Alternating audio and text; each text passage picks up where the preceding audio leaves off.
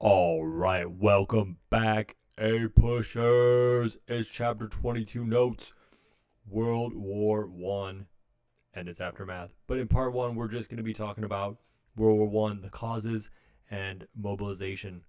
World War One lasted from 1914 to 1918. There's a poem. We are not going to read it because it doesn't rhyme, but it seems like a really cool poem. Right to the notes. We're going quickly with maximum efficiency and effectiveness. I know you're here for the knowledge. You're here for those notes. Let's get it done. A pushers, let's make it happen. Causes of World War One, underlying causes. Students, fun fact, militarism, alliances, imperialism, nationalism, those are the underlying causes. They spell main. Let's just call it the main causes of World War One. Boom, done. Militarism means nations were building up their armies and navies. USA was doing that. Alliances, allies, two teams.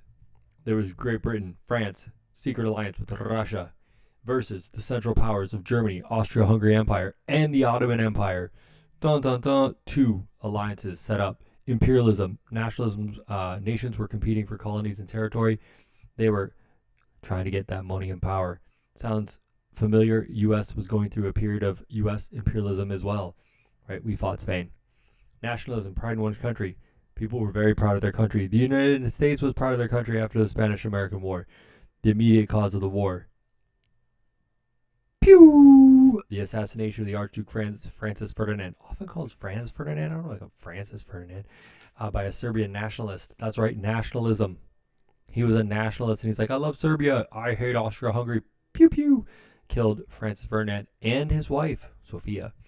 Austria then, in retaliation, because he was the heir to the Austrian-Hungarian throne, they invade Serbia. Serbia was all allied with Russia, and this triggers the alliance system, and pretty soon everybody is fighting.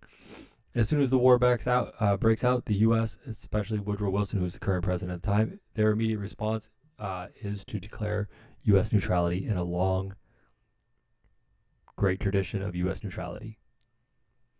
Oh, U.S. neutrality. U.S. tries to trade with all the countries.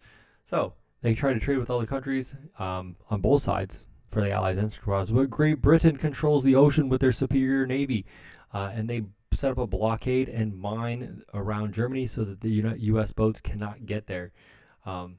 Wilson complains about freedom of the seas, but can't do anything about it because our navy is no match for the Great Britain navy. Submarine warfare, new naval technology. The Germans have perfected a new type of boat called an Unterseeboot, which is just German for undersea boat, which is what we call a submarine. So they created a submarine blockade around Great Britain, and any boat trying to trade with England would be sunk. So whenever we send our boats over to trade with Britain, they're getting sunk. Whenever we try to trade with Germany, they're getting redirected by the British Navy. This leads to the Lusitania crisis. A British passenger ship that was loaded with weapons was sunk by a German submarine. There happened to be 128 U.S. citizens on board. U.S. is getting angry. Other boats get sunk. The Arabic, the Sussex, we're even more angry. Woodrow Wilson is shaking his finger. This leads to the Sussex Pledge. Germany promises not to sink any boats without a warning first. Look out, guys, we're going to sink you. Everyone get out. Economic links with Britain and France. U.S. business prospers prosperity by selling supplies and war materials to Britain and France. Loans. U.S. investors and banks prosper by loaning Britain and France $3 billion to fight their war. These moves, while technically neutral, really benefited the Allies by hurting the Central Powers. That's Germany and company. They are not happy with this. Public opinion. Most Americans favored Allies, especially after reading anti-German propaganda, which was published in U.S. newspapers, saying all the terrible things that the Germans were doing. They were just barbarians, uncivilized, really. The war debate. Pro-U.S. involvement versus neutrality and isolationism. Teddy Roosevelt was an early proponent of going to war. He argued for preparedness. And it wasn't just him, but others believed USA was not ready for war and argued for an increased military spending. Finally, under pressure of many people, Woodrow Wilson passes the National Defense Act of 1916, which increases the size of the regular Army and Navy, even though he promises that he wants to remain neutral and stay out of the war. Opposition to the war. The strongest opposition came from the Midwest, from former populists. most progressives were opposed to the war, and socialists were anti-war. A famous anti-war person was none other than William Jennings Bryan, the failed presidential candidate of 1896. And also many women suffragists were also against the war, although they were going to support the war as soon as it started. The election of 1916. So we remember from the progressive chapter that Woodrow Wilson won a contested election in 1912. And the only reason he won was because the Republican Party was split. But he wins outright in the election of 1916 with a slogan that said, "He kept us out of war." Unfortunately, this is only going to last for about a month. As soon as he's elected, then we'll go to war. Wilson wins the election, and he does try to do some peace efforts. He tries to negotiate a peace deal with both sides. So he tries to call the Central Powers and the Allies together. And he says, hey, why don't we just fight without one side winning? Let's just call it even and fair square and stop fighting. But at this point, both of them wanted victory, so they refused to negotiate. The decision for war. Reasons for U.S. declaration of war in April of 1917. Unrestricted submarine warfare is the most important. This is a change in German military strategy. They believed that by cutting off Allied supplies, they could win the war before the U.S. could act, before they could join the war and act. Immediate causes. The Zimmermann Telegraph. This was a proposed alliance between Germany and Mexico. That's right. Germany promised Mexico Texas and the whole Southwest if they teamed up together. This was intercepted by Great Britain and published, and this angered Americans. How dare they turn our southern neighbors against us? The Russian Revolution. Russia became communist and withdraws from the war. Now the war is between democracies and empires, because prior to the Russian Revolution, Russia was ruled by czars, which was, an autocratic form of government. So now it was democracies versus empires, and Woodrow Wilson, with his moral diplomacy, is always going to be favoring pro-democracy. And then the Germans do more submarine attacks, which leads Woodrow Wilson to declare a declaration of war. The world must be made safe for democracy, and he was going to fight a war to end all wars. Mobilization. So now that we've entered the war, and there's been a declaration of war, now is the time to get everyone ready to fight the war and to mobilize the country to fight the war. The first thing they need is supplies. So that means industry and labor. We got to get the workers in the factories getting war materials ready. So Woodrow Wilson created hundreds of wartime agencies to organize the war effort, including, but not limited to, the War Industry Board that set production priorities and prices, the Food Administration that conserved food and fuel. They had fun things like wheatless Wednesdays and meatless Mondays, telling people what to eat on what days so they could save food for the war. The Fuel Administration to save fuel, especially coal and gas, for the Army. This is when the thing that I don't know if we all dread it, but I definitely dread it, daylight savings time started. So you know how you have to turn the clocks back and forth and fall backwards and spring forward, which is coming up. This was invented during World War I. Railroad Administration controlled the railroads.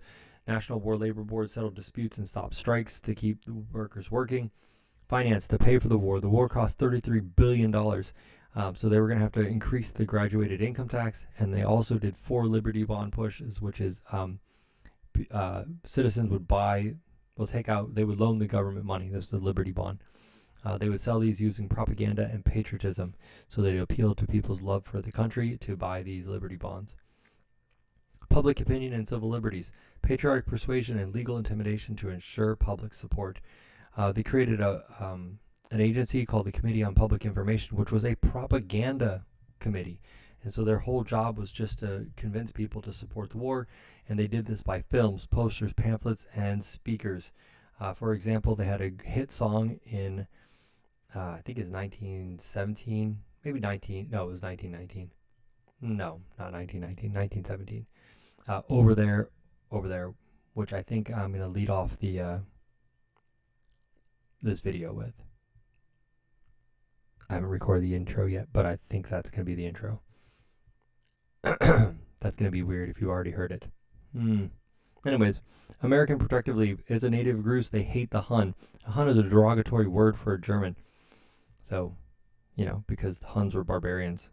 One of the things that Americans did to show their hatred for the Germans was to ban or rename German things, like calling sauerkraut Liberty cabbage instead of sauerkraut. Yeah, that'll teach them. In a more serious note, Espionage Act. The government passed the Espionage Act, which just means spying. Espionage. See spy right there in the middle. You would get up to 20 years in prison for inciting rebellion or obstructing the draft. They also passed the Sedition Act, which prohibits any disloyal or abusive remarks about the U.S. government. These laws were used to persecute hundreds of anti-war protesters, including the now famous Eugene V. Debs, who goes to jail again, this time for speaking out against the war. One of the person that goes together is a fellow by the name of Schenck, who appeals all the way his case all the way to Supreme Court. He was passing out pamphlets that were against the draft, like "Don't go over and die in World War I," and he was thrown in jail. And he appealed all the way to the Supreme Court, and the Supreme Court said, "Nope, that's perfectly fine. The government can limit the freedom of speech if it presents a clear and present danger." That's the First Amendment getting limited. So a clear example of safety over freedom. The armed forces, we need some soldiers, and so we like, hey, anyone want to go fight in a war? And some people say yes, but that's not going to be nearly enough people as we need. And so the government passes a Selective Service Act of 1917 that instituted a draft. So this was a random draw of men between the ages of 18 to 45, and that would get you into the U.S. Army, whether you liked it or not. African Americans were enlisted too, but they were in segregated units, which means they had to be separate from everybody else. Effects on American society: women got more jobs in factories, which eventually led to the 19th Amendment of women's suffrage. Mexicans moved to the United States to work in the Southwest to grow food. And African Americans moved from the rural South to the urban North to work in factories. That is known as the Great Migration, which we talked about in the previous chapter. And students, we've made it to the end of the first half of chapter 22 notes. The second half will be concerning actually fighting the war and the effects of the war afterwards. So, as a bonus on today's video, before I sign off, make sure you like, subscribe, comment, add, ring that bell for notifications. And in the notes today, we learned that Great Britain and Germany were blocking our trade. Thousands of Mr. B history bonus points if you can tell me the synthesis. When in history that we've already learned about, when did something like this happen, and how, I'm trying to think about like how, not just like when did it happen, but like explain the similarities and differences between what happened in that time and then what happened in the lead up to World War I. All right, I look forward to reading your thoughts and tries in the comments. And until next time, this is Mr. B History signing out. Get that knowledge. Let's go.